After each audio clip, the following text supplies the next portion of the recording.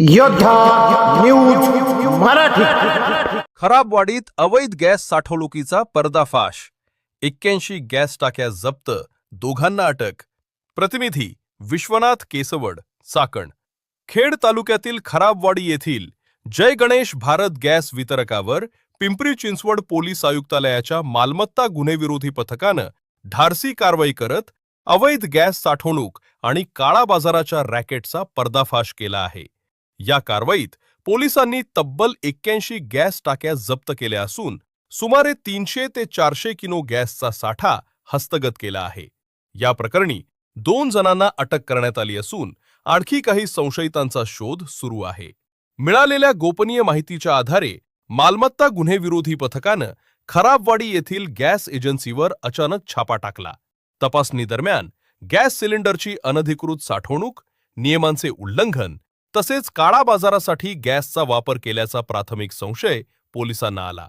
यानंतर संपूर्ण परिसराची झडती घेऊन मोठ्या प्रमाणात गॅस टाक्या जप्त करण्यात आल्या। पोलिसांनी केलेल्या कारवाईत काही सिलेंडर पूर्ण भरलेले तर काही अर्धवट भरलेल्या अवस्थेत आढळून आले। या अवैध साठवणुकीमुळे परिसरातील नागरिकांच्या सुरक्षेला मोठा धोका निर्माण झाला होता।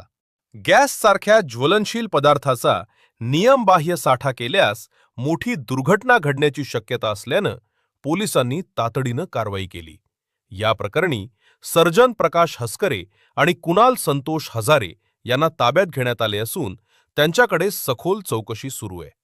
या रॅकेटमध्ये आणखी कोणाचा सहभाग आहे का, तसेच अवैध गॅस विक्रीचे जाळे किती मोठे आहे याचा तपास पोलीस करीत आहेत। ही कारवाई पिंपरी चिंचवड पोलीस आयुक्तालयाच्या मालमत्ता गुन्हेविरोधी पथकाचे वरिष्ठ पोलीस निरीक्षक संजय चव्हाण यांच्या मार्गदर्शनाखाली पार पडली। यामध्ये सहाय्यक पोलीस निरीक्षक गोरक्षनाथ बालवाडकर, पांडुरंग देवकाते, पोलीस उपनिरीक्षक महेश खांडे तसेच अंमलदार गणेश सामंत, गणेश कोकणे, विनोद वीर, विशाल गायकवाड, अमर कदम आणि नितीन लोखंडे यांनी महत्त्वाची भूमिका बजावली।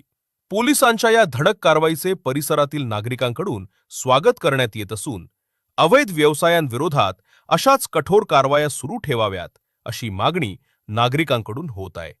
दरम्यान या प्रकरणाचा तपास सुरू असून पुढील काही दिवसात आणखी धक्कादायक माहिती समोर येण्याची शक्यता व्यक्त केली।